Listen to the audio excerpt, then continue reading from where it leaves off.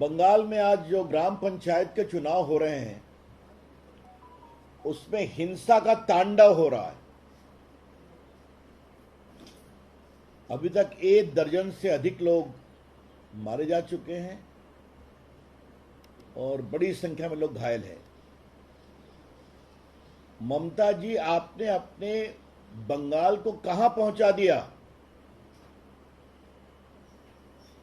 एक समय बंगाल लोकतंत्र की जननी थी, राष्ट्रीय जागरण का केंद्र था, सुभाष चंद्र बोस का बंगाल, गुरुदेव रविन्द्रनाथ टैगोर का बंगाल, ईश्वरचंद्र विद्यासागर का बंगाल।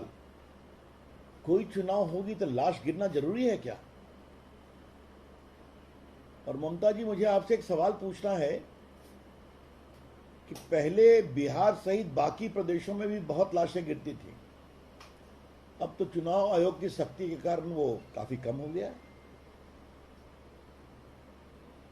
आपके यहां भी लोकसभा के चुनाव होते हैं तो चुनाव आयोग की सख्ती के कारण हिंसा थोड़ी कम होती है, लेकिन जब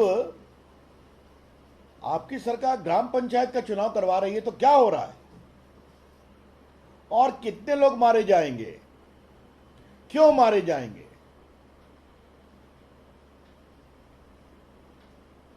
सेंट्रल फोर्सेस को भी कायदे से काम नहीं करने दिया जा रहा है, कोई सहयोग नहीं मिल रहा है जमीन पर। ममता जी की पुलिस एक प्रकार से पॉलिटिकल आउटफिट के रूप में काम करती है, क्योंकि मुझे मालूम है कि जो कुछ ईमानदार प्रभावी पुलिस वाले हैं उनको उचित प्रोत्साहन नहीं मिलता या काम करने नहीं दिया जाता। ममता जी, आपकी पार्टी के लोग भी मारे जा रहे हैं ना, क्योंकि आपके भी पार्टी के गुटों में काफी संघर्ष है, ऐसा हमें बताया गया है और यही जमीनी खबर भी है। लेकिन इस हिंसा के तांडव को कब रोकेंगे आप? It is very unfortunate.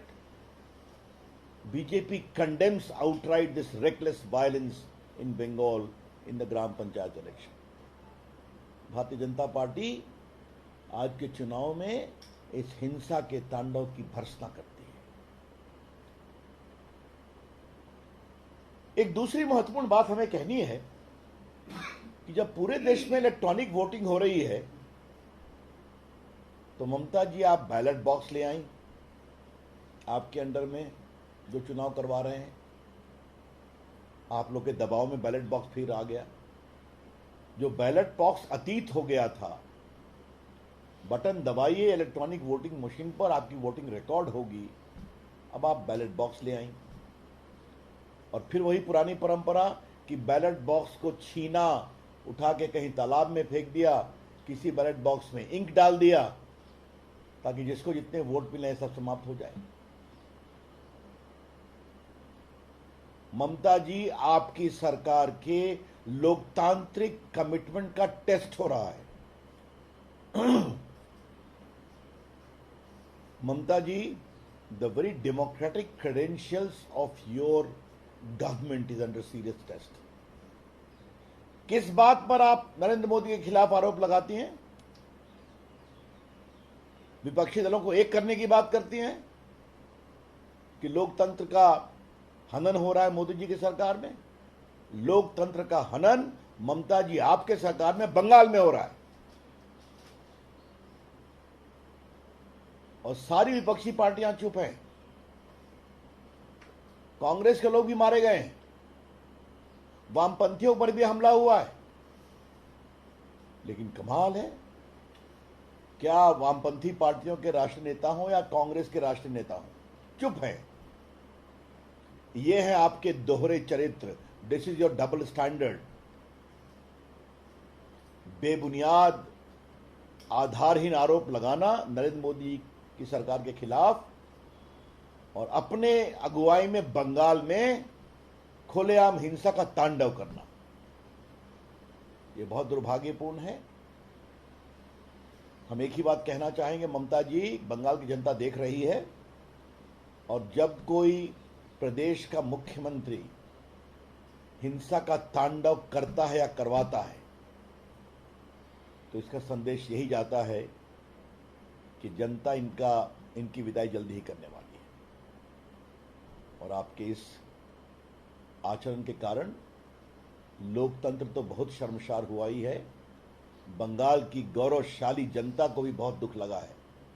और हमें पूरा विश्वास है कि उचित कार्रवाई होगी लोकतंत्र के हिसाब से अगले चुनाव में।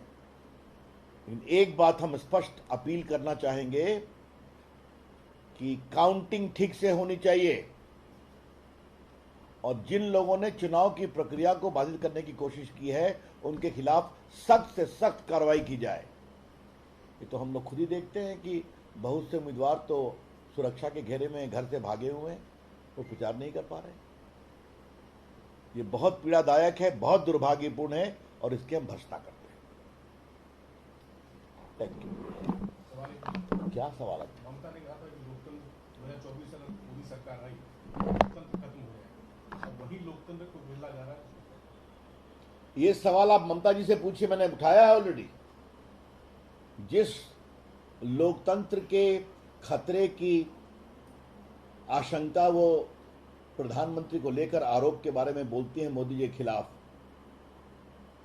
वो खुद उनकी सरकार में क्या हो रहा है बंगाल में दिखाई पड़ रहा है।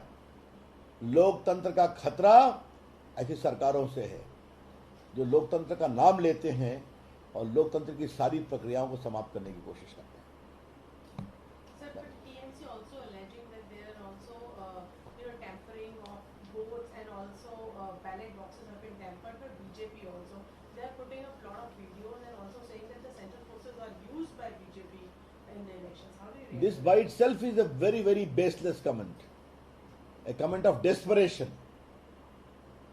Our report suggests that the central forces are not being allowed to operate freely to ensure a free and fair elections.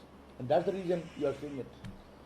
And there's a lot of tussle inter se between the TMC party also. Thank you. Chalo.